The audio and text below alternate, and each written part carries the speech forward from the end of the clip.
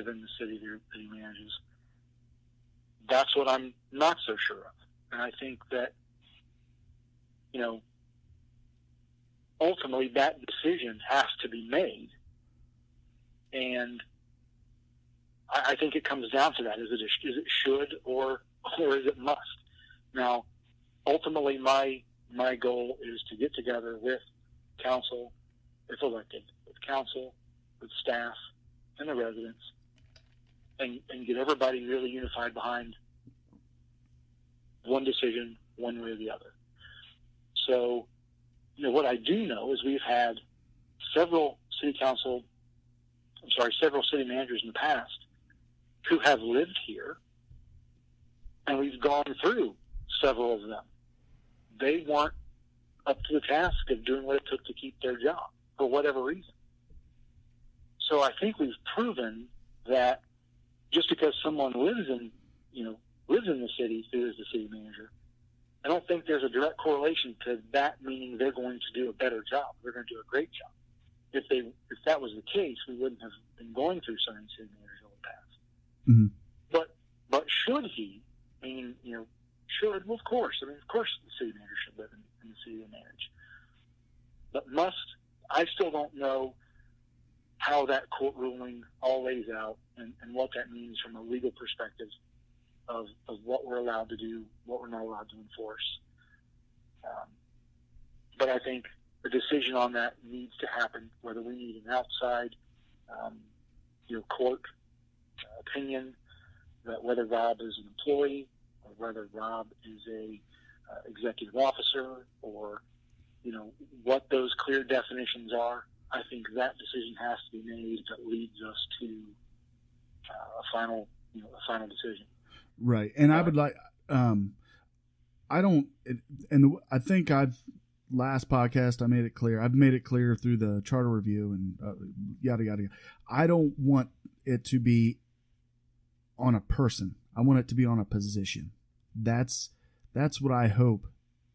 No matter what decision is made, let's make it about the position, not about the person. If we can do that, well, I agree. Yeah, I agree, and I think ultimately, I think the decision will be made and should be made about the position. Mm-hmm. I think that he, my opinion comes down to I'm not sure. I'm not sure of the legal decision about, the state not requiring residency based on Ohio Supreme Court law. I know what I think that means, but yet other people have interpreted that differently. Right. So I do think we need a decision that says one way or the other, and what our current city manager is, one way or the other. So now, we can move on. Because the city does need to move on. There are things. I'm just going to be honest. I couldn't imagine being in our city manager's position every day.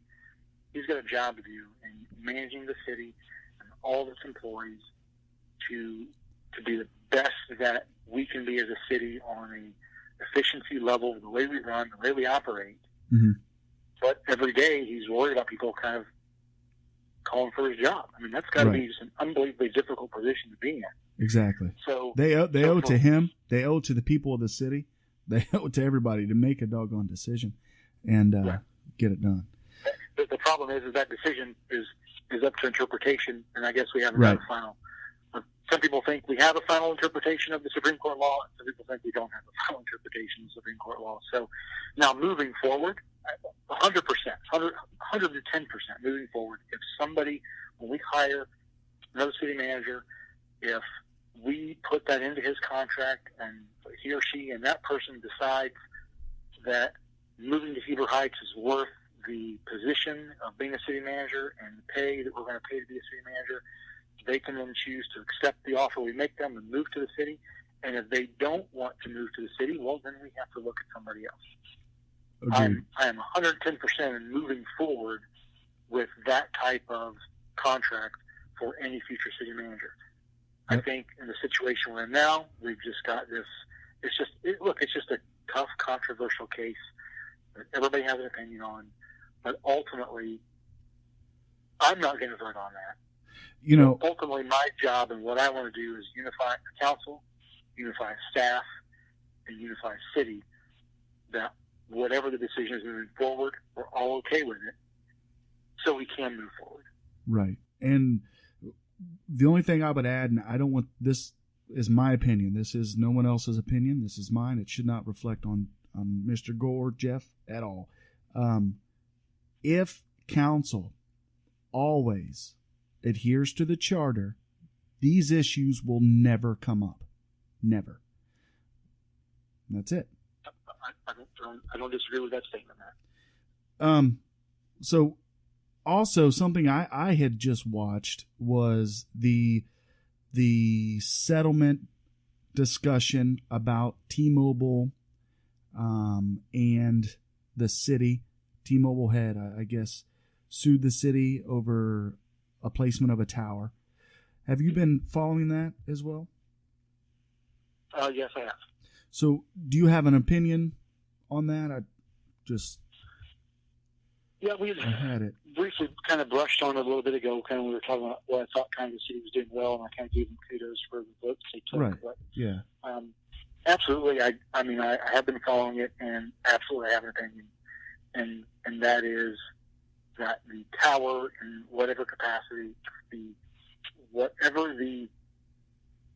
whoever the people who are entering into the agreement, who are receiving the proceeds and the funds for that tower, in this case being the church, then they should be the ones who have the tower on their property to where it doesn't affect someone else's property rights or their use of their property.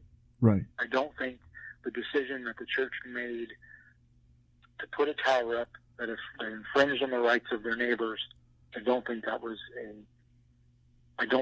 a good decision for them to make. I think that could have been better thought out, especially since there's room on their property to put the tower where the fall zone doesn't affect anybody else but the church. And just to be clear to the listeners, it's the case of EcoSite LLC and T-Mobile. T-Mobile Central LLC versus City of Huber Heights. And then it's got a case number. It's on the website if you guys are interested to look at that. Sorry, go ahead, Jeff. I apologize.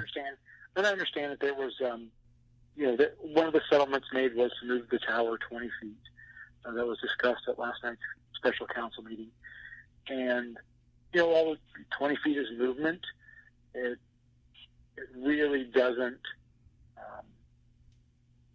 it doesn't take away the full infringement that's happening to the property owners there next to the church.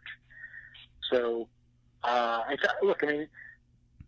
as a resident, you need to feel good and you need to feel comfortable and confident that when you have a problem, that you can go to your elected leaders, talk about it, discuss it, and know that they have your best interest in mind. Mm-hmm. And I understand that, the church could be in their best interest to have a tower there that they're receiving monthly proceeds from. But ultimately the decision is, in my mind, the problem is the church made a decision that's affecting the property rights of their neighbors. And I think this just comes down to right is right and wrong is wrong. And I'm glad to see that the city voted not to accept that settlement of the 20 feet. And now it will go back to a court case, and the judge will make that decision. Yeah. And then if the federal judge makes a decision that it can be built right where it's planned, then the city has done everything they can do. We've exhausted every avenue that we could have to make sure that our residents, our property owners' rights were fought for. I would agree to that, yeah. And if the judge comes back and says, you know what, I do understand the plight of these people and these residents, and I don't think that it's right to infringe upon their property rights, so yes, make them move it. Then that is a win for the city, that is a win for our residents, and it lets the people know that our council unified in a decision to help our residents. Mm-hmm. And I don't see how we can go wrong there. I don't see how we can go wrong there. A little bit ago, you brought up the aquatic center and the rows and things like that. Now, I don't know if you know, in 2015, I ran for city council. I came in dead last, but I tried anyway. One of the things that was the big topic was the TIF districts. There was a forum at Weisenmore, and they had asked I think someone asked me direct, what would you have done with the money of the TIF district? Because it was something that at the time I was not for. And my answer was, well, if we're going to play hypotheticals and we can go back in time, well, I would have never voted for the TIF districts. I would probably now, having, if hindsight's 2020, I would probably now say, yeah, the TIF districts are, I probably would have voted for them. What are your thoughts on the TIF, the Rose, the Aquatic Center, things like that? Do you have a thought on these things, or? Sure. I think, so number one, TIF is when I first started trying to wrap my head around TIFs, how they were created, where the revenues came from, what they were used for, I spent a lot of nights with headaches trying to understand how all these things worked. Right. But ultimately, the TIF districts were created back in the 60s in California for the purpose of development. And that's what scared me. That's what scared me was back then when I was doing research, I researched a lot of the California ones that had failed. That's what had scared me, is those California TIFs. Go ahead. Well, ultimately what happens is the federal government allows us, the city, because it's all about property taxes. Right. So the county is who collects property taxes. And then the county redistributes those property taxes to all the entities that get that money. The city gets their portion, the schools get their portion, and so that money gets divided up. But all the money comes from actual property taxes. So let's talk about carriage trails. I mean, that has been a big issue that people have talked about for years, I guess. So the people that live in carriage trails, when those houses are built, and they get their tax bill, their property tax bill goes to Miami County. So it's a Miami County TIF. Now, normally, since they live in Miami County, and Heber Heights is Montgomery County, when Miami County divvies up that money and sends it back and redistributes that money, we never would have got that money to begin with if there wasn't a TIF.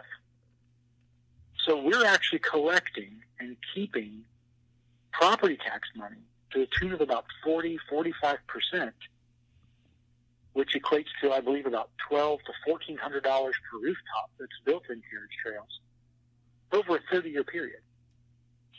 The money that we're collecting in a TIF, we never would have received in the first place if we didn't establish that TIF. Now, where the city benefits as well, even though it's in Miami County, it's considered City of Heber Heights. So all the people that live in carriage trails are paying income tax to the City of Heber Heights. And as we know, income tax is the biggest source of revenue for any city. It's not property tax. Without a TIF, typical property taxes that come back to the city are 5-10%, because the schools get the majority of that money. Now, so Miami County had to agree to that TIF. The school board, the Heber Heights City School Board, had to agree to that TIF. And this year, in 2017, we've already written a check to the schools for a little over $500,000. And somewhere between now and December, we'll be writing another check out of that Miami County TIF to Heber Heights City Schools for about another $500,000. So it's just a matter of kind of being patient, letting the TIF districts build and develop, collect all that property tax money, and then we're giving money to the tune of about $1 million back to Heber Heights. Now, for Miami County with the Bethel schools, that's considered a non-school TIF. So the schools there are still getting the same amount of property tax